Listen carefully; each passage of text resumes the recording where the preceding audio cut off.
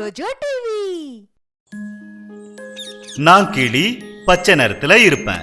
மிட்டுங்கிற பேர் கொண்ட ஒரு கிளி ஒரு அடர்ந்த காட்டுல பெரிய மரத்துல இருக்கும். மிட்டு கிளியோட மூக்கு சிகப்பு நிறத்துல இருக்கும். அப்புறம் அது என்னமோ பச்சை நிறத்துல இருக்கும். அது பாக்குறதுக்கு ரொம்ப அழகா இருக்கும். அத பாக்குறவங்க எல்லாரும் அதோட அழக பாராட்டுவாங்க. எந்த மரத்துல அது இருக்கோ அதோட இலைகளும் பச்சை நிறத்துல தான் இருக்கும். ஒரு நாள் ஒரு மயில் வந்து மிட்டு கிளி கிட்ட என்ன சொல்லுச்சுன்னா, எப்படி இருக்கிற மிட்டு கிளி? நான் நல்லா இருக்கேன். நீ பார்க்க ரொம்ப அழகா இருக்க. நீ ஏண்டா இங்க பாரு, உன்னோட நிறம் எவ்வளவு பளிச்சுன்னு இருக்கு. இப்ப நீ பெருசாயிட்டல்ல. நிஜமாவா? ஆமா.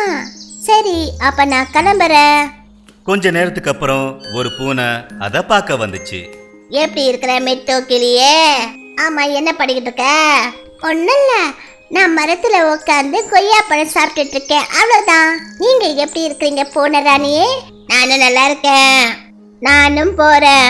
எங்கேயாவது எனக்கு பால் கிடைச்சா ரொம்ப சந்தோஷமா இருக்கும். ரொம்ப நாளா நான் பாலே குடிக்கல. இங்க பாரு மிட்டு கிளியே, நீ பார்க்கறதுக்கு ரொம்ப அழகா இருக்க. நிஜமாவா? ஆ. கொஞ்ச நேரத்துக்கு அப்புறம் ஒரு குயில் அத பார்க்க வந்துச்சு.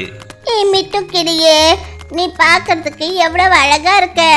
அந்த கடவுள் உனக்கு எவ்வளவு அழகான நிறத்தை கொடுத்திருக்காரு. அப்புறம் நீயும் ரொம்ப இனிமையா பேசுற. என்ன பாரு, நான் பாட்டு நல்லா பாடுவேன். ஆனா என்னோட உடம்பெல்லாம் கருப்பா இருக்கு. யாருக்குமே என்ன பிடிக்க மாட்டேங்குது. எல்லாருக்கும் என்னோட குரல் தான் பிடிச்சிருக்கு. மிட்டு கிளிக்கும் குயிலுக்கும் ஒரு நல்ல நட்பு இருந்தது. மிட்டு கிளி ரொம்ப சோகமா உட்கார்ந்து இருந்தது. அதனாலதான் குயில் கேட்டுச்சு. அது சரி, நீ எதுக்காக இவ்வளவு சோகமா உட்காந்துருக்க? என்ன விஷயம்? மிட்டு, என்கிட்ட சொல்லு. நான் ரொம்ப அழகா இருக்கேன். ஆனா என்னால ஏன் என்னைய பாத்துக்க முடியல? எல்லாரும் என்னோட நேரம் ரொம்ப அழகா இருக்குன்னு சொல்றாங்க. ஆனா என்ன நானே இது வரைக்கும் பாத்துக்கிட்டதே கிடையாது. இதான் விஷயமா? அப்ப சரி, என் கூட வா. குயில் அத குளத்துக்கிட்ட கூட்டிக்கிட்டு போச்சு. அப்புறம் சொல்லுச்சு, இப்ப கவனமா நீ அந்த தாமரை இலையில போய் உட்காரு. அப்புறம் கவனமா இந்த குளத்துக்கு நடுவுல பாரு. அந்த தண்ணிக்குள்ள உன்னோட முகம் உனக்கு தெரியும். நிஜமாவா? ஆமா. மிட்டு கிளியும் அந்த குயில் சொன்னதை கேட்டு அதே மாதிரி செஞ்சது. அது தன்னைத்தானே தண்ணியில பார்க்க முடிஞ்சது. அப்புறம் யோசிச்சது, நிஜமாவே என்னோட நேரம் ரொம்ப அழகா இருக்கு. நான் அதுக்கு அந்த கடவுளுக்கு தான் நன்றி சொல்லணும். இன்னைக்கு நான் என்ன நானே பார்த்துட்டேன். நன்றி குயிலே. ரெண்டு பேரும் ரொம்ப சந்தோஷமாயிட்டாங்க. அங்க இருந்து பறந்து போய் ரெண்டு பேரும் ஒரு மரத்துல உட்கார்ந்தாங்க. அந்த மரத்துல இன்னொரு கிளி உட்கார்ந்து இருந்தது. அப்போ விட்டு சொல்லுச்சு, அது சரி, நீ இந்த காட்டுக்கு புதுசா வந்திருக்கியா? நானும் புதுசுதான். நான் நகரத்துல இருந்து வந்திருக்கேன். அங்க என்ன ஒருத்தவங்க கைது பண்ணி வச்சிருந்தாங்க. நான் இப்பதான் இங்க வந்தேன். உன்னை பார்த்ததுல எனக்கு சந்தோஷம் நண்பா. நீ என்கிட்ட ஃப்ரெண்ட்ஷிப் வச்சுப்பியா? நிச்சயமா. இங்க பாரு குயிலே, இனிமே நான் குளத்துக்கு போக வேண்டிய அவசியமே இருக்காது. இப்பதான் எனக்கு புது நண்பன் கிடைச்சிட்டால. இவனை பார்த்தா நான் என்ன நானே பாத்துக்கிற மாதிரி தோணும். அதுவும் சரிதான். அப்புறம் இது போல மிட்டுக்கு ஒரு நல்ல நண்பன் கிடைச்சது. அப்புறம் அதுக்கும் புரிஞ்சு போச்சு, அதாவது கடவுள் அத உண்மையிலேயே ரொம்ப அழகா படைச்சிருக்காருன்னு. சோனாங்கிற பேர் கொண்ட ஒரு மாடு இருந்தது. அதோட மனைவி சில நாட்களுக்கு முன்னாடி தான் இறந்து போச்சு. இப்ப அது புதுசா ஒரு கல்யாணம் பண்ணிக்கிச்சு. ஆனா அதோட முதல் மனைவிக்கு ஒரு கண்ணுக்குட்டி மாடு இருந்தது. அதோட பேர் தான் கோலு. கோலு பார்க்க ரொம்ப அழகா இருக்கும். அது தன்னோட அம்மா மேல ரொம்ப பாசம் வச்சிருந்தது. ஆனா அது தன்னோட அம்மாவை இழந்ததுக்கு அப்புறம் அது எல்லா இடத்துலயும் தன்னோட அம்மா உருவத்தை தேடிக்கிட்டு இருந்தது. ஆனா அதுக்கு இன்னொரு அம்மா வந்த காரணத்தால அவங்க அம்மா கோலு மேல பாசத்தை காட்டின அளவுக்கு இன்னொரு அம்மாவால காட்ட முடியல. அப்புறம் சோனா மாடும் ரொம்பவே பிஸியா இருந்தது. அது தன்னோட குழந்தை மேல கொஞ்சம் கூட கவனத்தை செலுத்தல. ஒரு நாள் சோனாவோட புது மனைவி மாடு ரமோனா தன்னோட தங்கைய தன்னோட வீட்டுக்கு வரவழைச்சது. ரமோனாவோட தங்க அம்மாவாக இருந்தது. அது நாள் முழுக்க அவங்க கூட உட்கார்ந்து பேசிக்கிட்டு இருந்தது. இதெல்லாம் பார்த்து கோலு ரொம்பவே சந்தோஷப்பட்டான். அப்புறம் அவனோட சித்தி கிட்ட போய் பக்கத்துல உட்கார்ந்து இருந்தான். இந்த விஷயம் ரமோனாவுக்கு கொஞ்சம் கூட பிடிக்கல. எப்ப பார்த்தாலும் என் தங்கச்சி பக்கத்துலயே வந்துடுற. போய் எங்கேயாவது விளையாடு. இங்க வர வேண்டிய அவசியம் கிடையாது. இப்ப அவ அம்மாவாக போறா. கூடிய சீக்கிரத்துல நம்ம கிட்ட ஒரு அழகான கண்ணுக்குட்டி வந்துடும். அப்புறம் நீ உன்னோட அம்மா மாதிரியே இருக்க. எனக்கு உன்னை பார்த்தா கொஞ்சம் கூட பிடிக்கல. போ இங்க இருந்து. கோலுவோட உடல்நிலையும் நாளுக்கு நாள் ரொம்ப மோசமாயிட்டே இருந்தது. ஆனா ரமோனாவோட தங்கச்சி மேல அதுக்கு பாசம் அதிகமாயிட்டே இருந்தது. ரமோனாவோட தங்கையும் வரும்போதெல்லாம் கோலு கண்ணுக்குட்டிக்கு பால் கொடுக்கும். அப்புறம் அவன் மேல ரொம்ப பாசமாவும் இருந்தது. ஒரு நாள் ரமோனா ஏதோ வேலை விஷயமா மார்க்கெட்டுக்கு போயிருந்தா. ஆனா அதுக்கப்புறம் ரமோனாவோட தங்க வயித்துல பயங்கரமான வலி ஏற்பட ஆரம்பிச்சது. எப்பா கோலு, போப்பா, போய் கொஞ்சம் அக்காவை கூட்டிக்கிட்டு வாப்பா. கோலு அதை கேட்ட உடனே தன்னோட 2வது அம்மா ரமோனாவை தேடி காட்டை நோக்கி அது போச்சு. அப்புறம் அவனோட அம்மாவை கூட்டிக்கிட்டு திரும்ப வந்தான். வழி முழுக்க ரமோனா அவனை திட்டிக்கிட்டே வந்தது. இந்த விஷயம் மட்டும் பொய்யா இருக்கட்டும், இன்னைக்கு ராத்திரி உனக்கு நான் சாப்பாடு போட மாட்டேன், புரிஞ்சுதா? ஆனா ரமோனா வீட்டுக்கு போய் சேர்ந்த உடனே தன்னோட தங்க துடிச்சுக்கிட்டு இருக்கிறத பார்த்ததும் கோலு சொன்னது உண்மைன்னு அது நம்ப ஆரம்பிச்சது. அது உடனே டாக்டரை அழைச்சா அதுக்கு வைத்தியம் பார்த்தாங்க. சுயநினைவுக்கு வந்ததும் ரமோனாவோட தங்க அவகிட்ட சொன்னா, ஒருவேளை இன்னைக்கு உன்னோட பையன் கோலு மட்டும் இல்லைன்னா நான் செத்து போயிருப்பேன்க்கா. ரமோனா தன்னோட தவற உணர ஆரம்பிச்சா. அவ சோனா கிட்ட சொன்னா, நான் உங்க பையன் மேல கொஞ்சம் கூட பாசத்தை காட்டவே இல்ல. இவனை அடுத்தவளோட பிள்ளையா தான் நினைச்சேன். ஆனா உண்மையை சொல்றேன், கோலு உண்மையிலேயே ரொம்ப நல்லவன். நாம 2 பேரும் சேர்ந்து இவனுக்கு பாசத்தை காட்டணும். அவனோட அம்மா அவனுக்கு கொடுத்த பாசத்தை நாம கொடுக்கணும். இப்ப சோனா அப்புறம் அவங்களோட சேர்த்து கோலுவும் ரொம்ப சந்தோஷமா இருக்க ஆரம்பிச்சான். போலியான வெள்ளை கரடியும் வண்ண நிறமான சிங்கமும் சேர்ந்து கொள்ளையர்களை கண்டுபிடிச்சாங்க. காட்டுக்குள்ள திடீர்னு சில கொள்ளைக்காரங்க வந்தாங்க. அவங்க நிறைய மரங்களை வெட்ட ஆரம்பிச்சாங்க. அப்புறம் அவங்க வீட்டுக்கு கொண்டு போகணும்னு நினைச்சாங்க. காட்டுல கிடைக்கிற மூலிகைகளை கூட அந்த கொள்ளைக்காரங்க கொள்ளையடிக்கணும்னு நினைச்சாங்க. இந்த விஷயம் வண்ண நிற சிங்கத்துக்கு தெரிஞ்சதும் அதுக்கு ரொம்ப கோபம் வந்துருச்சு. அப்புறம் அது அவங்கள எப்படியாவது தாக்கணும்னு முடிவு பண்ணுச்சு. அப்பதான் அங்க உட்கார்ந்திருந்த காக்கா ராஜா சிங்கத்துக்கிட்ட சொல்லுச்சு, மகாராஜா, நீங்க சொல்ற விஷயத்த பார்க்கும்போது எனக்கு ஒரு விஷயம் புரிஞ்சு போச்சு. அவங்க கூட நீங்க யுத்தம் செய்ய விரும்புறீங்க. ஆனா ஒரு விஷயத்த யோசிச்சு பாருங்க. சரி, அவங்க எதுக்காக நம்மளை பார்த்து பயப்பட போறாங்க? நீங்க இங்கத்தோட ராஜான்னு அவங்களுக்கு ஏற்கனவே தெரியும்ல. அப்படி அவங்க உங்களுக்கு பயந்துருந்தா அவங்க இந்த மாதிரி காரியங்களை செய்யவே மாட்டாங்க.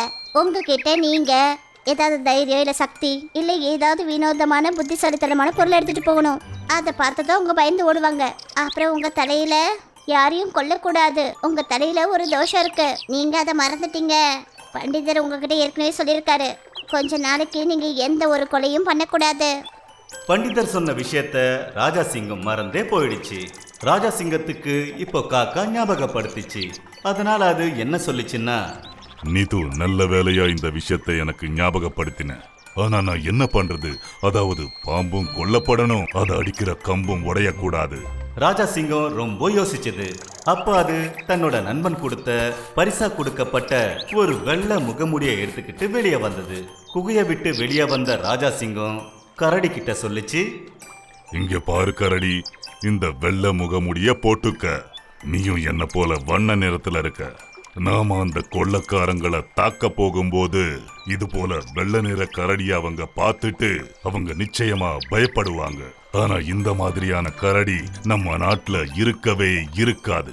முதல் முறையா இந்த மாதிரி கரடிய பார்த்தா அவங்க நிலைமை மோசமாயிடும். அப்புறம் அவங்க யுத்தம் பண்ணாமலே இங்க இருந்து ஓடி போயிடுவாங்க. அப்படியே ஆகட்டும் மகாராஜா. கரடி ராஜா சொன்னதை ஏத்துக்கிட்டு வெள்ளை முகமுடிய போட்டுக்கிச்சு. வண்ண நிற சிங்கமும் அப்புறம் வெள்ளை நிற கரடி முழு ஏற்பாடோட யுத்தத்துக்கு போனாங்க. ஆனா ராஜா சிங்கத்தோட வேண்டுதல் என்னன்னா, அது யாரையும் கொல்றதுக்கான நிலைமை ஏற்படக்கூடாது. அப்புறம் எல்லா பிரச்சனைகளும் எளிதா முடியணும்னு நினைச்சது. அங்க நடந்ததும் அதேதான். கொள்ளக்காரங்க கரடியையும் ராஜா சிங்கத்தையும் பார்த்த உடனே ராஜா சிங்கம் கர்ஜிக்க மட்டும்தான் செஞ்சது. அப்புறம் கரடி அங்கிருந்து நேரா கொள்ளக்காரங்க கிட்ட ஓடிச்சு. அப்ப பொருட்கள் எல்லாத்தையும் விட்டுட்டு கொள்ளக்காரங்க உடனே ஓடிட்டாங்க. அப்புறம் அவங்க திரும்பி வரவே இல்லை. அப்புறம் இது போல புத்திசாலித்தனத்தால வெள்ளக்கரடியோட உதவியால வண்ண நிற சிங்கம் தன்னோட வேலையில ஜெயிச்சிருச்சு. அது மட்டும் இல்லாம ராஜா சிங்கம் அதிகப்படியான நன்றிய காக்கைக்கு சொல்லிச்சு. அப்புறம் சொல்லிச்சு, காக்கையே, நீ ரொம்பவே எனக்கு உதவி இருக்க. என்னதான் இந்த பிளான் எல்லாம் என்னோடதா இருந்தாலும் எனக்கு என்ன பத்தின விஷயங்களை ஞாபகப்படுத்தினது நீதானே காக்கா. இல்லன்னா நான் அவங்கள எப்பவோ கொன்னுருப்பேன். ஏன்னா நான் ரொம்ப கோபத்துல இருந்தேன். இது போல காடு முழுக்க மகிழ்ச்சி நிறைஞ்சது. அப்புறம் ராஜா சிங்கம் ஓய்வெடுக்க தன்னோட குகைக்குள்ள போயிடுச்சு. மாடு அப்புறம் நரியோட நட்பு. ஒரு நாள் ஒரு மாடு உணவை தேடி போயிட்டு இருந்தது. அது கூடிய சீக்கிரத்துல அம்மாவாக இருந்தது. அதனால அது நிறைய உணவுகளை சாப்பிட வேண்டி இருந்தது. அதுக்கு ரொம்பவே பசி எடுத்தது. ரொம்ப சீக்கிரத்துல என்னோட குழந்தை இந்த உலகத்துக்கு வரப்போகுது. அதுக்கப்புறம் அது சிரிக்கும், விளையாடும், இந்த காட்டையே சுத்தி சுத்தி வரும். சொல்லு, நீ என்ன சாப்பிட போற குழந்தை? இன்னைக்கு அதுக்கு நல்ல நல்ல பழங்களை சாப்பிடணும்னு ஆசை. அப்போதான் அது காட்டோட அந்த பகுதிக்கு போயிடுச்சு. அங்க நிறைய பழங்கள் நிறைஞ்ச மரங்கள் இருந்தது. ஆனா அதுக்கு ஒரு விஷயம் தெரியாது. அதாவது அந்த இடத்துல தான் பப்பர் சிங்கம் தன்னோட இரைய தேடி அங்க அலைஞ்சுக்கிட்டு இருக்கிற விஷயம் தெரியாது. பப்பர் சிங்கம் அந்த மாடை பார்த்ததும் யோசிக்க ஆரம்பிச்சது. அடேங்கப்பா, இன்னைக்கு எனக்கு அற்புதமான உணவு கிடைச்சது. ஆனா இத நான் எப்படி சாப்பிடுறது? இது அம்மாவாக போகுது. எனக்கு பாவம் விழுந்துரும். என்ன பண்றது? கொஞ்ச நேரத்துல ராஜா சிங்கத்தோட உதவியாளர் நரி அந்த இடத்துக்கு வந்தது. ரொம்பவே சரியா யோசிச்சிருக்கீங்க ராஜா சிங்கம். கர்ப்பவதியா இருக்கிற ஒரு மாடு சாப்பிட்றதுனால உங்களுக்கு பாவம் வந்து சேர்ந்துடும். ஆனா ரொம்ப சீக்கிரத்துல இதை உங்களால சாப்பிட முடியும். எனக்கு தெரிஞ்சு அதுக்கு ரொம்ப சீக்கிரத்துல குழந்தை பிறக்க போகுது. கொஞ்சம் கவனமா பாருங்க. அது துடிச்சுக்கிட்டு இருக்கு. அதுக்கு இப்பவே குழந்தை பிறந்தாலும் பிறக்கலாம். அடேங்கப்பா, அப்பனா எனக்கு 2 வேட்டைன்னு சொல்லு. அப்படின்னா அந்த மாட்டையும் நான் சாப்பிடலாம், அது போடுற கண்ணு குட்டியையும் சாப்பிடலாம். என்ன நரி, என்ன சொல்ற? ரொம்ப சரியா சொன்னீங்க ராஜா. ஆனா இப்பவே நீங்க இந்த இடத்த விட்டு கொஞ்சம் வெளியே போயாகணும். அது தன்னோட கண்ணுக்குட்டிய போடுற வரைக்கும் நீங்க இங்க இருக்கிறது கொஞ்சம் கூட நல்லதில்ல. நரி ரொம்பவே புத்திசாலியானது. அது ஏதாவது பேசி எப்படியாவது அந்த ராஜா சிங்கத்தை தூரம் அனுப்பணும்னு நினைச்சது. அந்த மாடு கண்ணுக்குட்டிய போட்ட உடனே நரி அந்த கண்ணுக்குட்டிய எடுத்துக்கிட்டு எல்லா விஷயத்தையும் மாட்டிக்கிட்ட சொல்லி அங்கிருந்து ரொம்ப தூரமா கூட்டிக்கிட்டு போச்சு. கொஞ்ச நேரத்துக்கு அப்புறமா ராஜா சிங்கம் அந்த இடத்துக்கு வந்து அங்க பார்த்தா அங்க அந்த மாட்டையும் காணும், கண்ணுக்குட்டியையும் காணும், அப்புறம் நரியையும் காணும். அப்புறம் அந்த நரி மாட்டிக்கிட்ட சொல்லிச்சு, இன்னைக்கு நான் என் உயிரை பணையம் வச்சு உங்களுக்கு நான் உதவி செஞ்சிருக்கேன். உன்னோட கண்ணுக்குட்டிய நல்ல கவனமா பார்த்துக்க. நான் ராஜா சிங்கத்துக்கு ஏதாவது ஒண்ணு பண்ணி உங்களை பத்தி ஒரு புது கதை சொல்லுவேன். மாடு அந்த நரிக்கு நன்றிய சொல்லிச்சு. 2 தலைகள் கொண்ட சிங்கம். காட்டுக்குள்ள வேட்டையாடுறதுக்கு ஆட்கள் வரது தினமும் வழக்கமா போயிடுச்சு. இந்த விஷயத்தினால பெண் சிங்கத்துக்கு ரொம்பவே கவலை ஆயிடுச்சு. அது தன்னோட சிங்கத்தை நினைச்சு ரொம்பவே கவலைப்பட்டுட்டு இருந்தது. அதுக்கு ராஜா சிங்கத்தை பிடிச்சுக்கிட்டு போன மாதிரி இந்த சிங்கத்தையும் பிடிச்சு நகரத்துக்கு கொண்டு போக கூடாதுன்னு கவலை இருந்தது. ஒரு நாள் அம்மா பெண் சிங்கம் தன்னோட குட்டி சிங்கத்துக்கிட்ட என்ன சொன்னாங்கன்னா, இங்க பாருடா கண்ணா, நீ ஒரு சிங்கத்தோட வாரிசு. தயவு செஞ்சு நீ இந்த விஷயத்த கொஞ்சம் புரிஞ்சுக்கணும். இந்த காடு நாளைக்கு உன் தலையில ஒரு பெரிய பொறுப்பா இருக்க போகுதுப்பா கண்ணா. உன்னுடைய அப்பா என்னடான்னா யார்கிட்டயும் எதுவும் சொல்லாம எங்கன்னு தெரியல காணாம போயிட்டாரு. நிச்சயமா இந்த வேலையை யாரோ ஒரு வேட்டைக்காரன் தான் செஞ்சிருக்கணும்னு நான் நினைக்கிறேன்.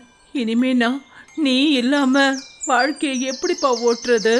அப்படி நீயும் இதே மாதிரி தினமும் காலையில போயிட்டு விளையாடிட்டு சாயங்காலம் வந்தினா எனக்கு எவ்வளோ கவலையா இருக்கும்னு நீ கொஞ்சமாவது யோசிச்சு பாத்தியாப்பா?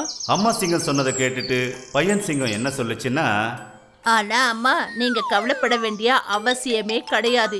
ஏன்னா நான் ஒரு சிங்கம். எனக்கு போட்டியா யாராலையும் எதுவும் பண்ண முடியாது. அப்புறம் கூடிய சீக்கிரத்துல நான் பெரியவன் ஆயிடுவேன். ஆனா கண்ணா, நான் சொல்ற விஷயங்களை நீ ஏன் புரிஞ்சுக்க மாட்டேங்கிற? நான் என்ன பண்ணுவேன்? நான் சொல்ற விஷயங்களை நீ புரிஞ்சிக்கவே மாட்டேங்கிற. இதே மாதிரி தினமும் இந்த காட்டை நாள் முழுக்க சுத்தி வந்துகிட்டே இருந்தீன்னா நிச்சயமா ஏதாவது ஒரு வேட்டைக்காரன் உன்னை தூக்கிட்டு போயிடுவான்.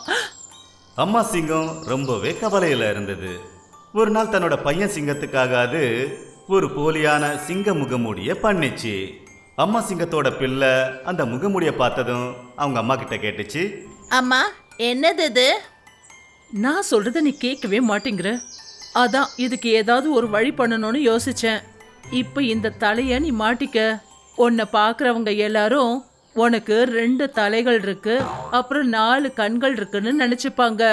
அப்படி ஒருவேளை நீ யாரையாவது பார்த்தனா, அது வேட்டைக்காரனா இருந்தாலும் சரி இல்ல வேற யாராவது இருந்தாலும் சரி, அவங்கள நீ உயிரோட விட மாட்டேன்னு நினைச்சுக்கிட்டு அவங்க எல்லாம் பயந்து போய் எந்த ஒரு வேட்டைக்காரனும் உன் பக்கத்துல கூட நெருங்க மாட்டான்.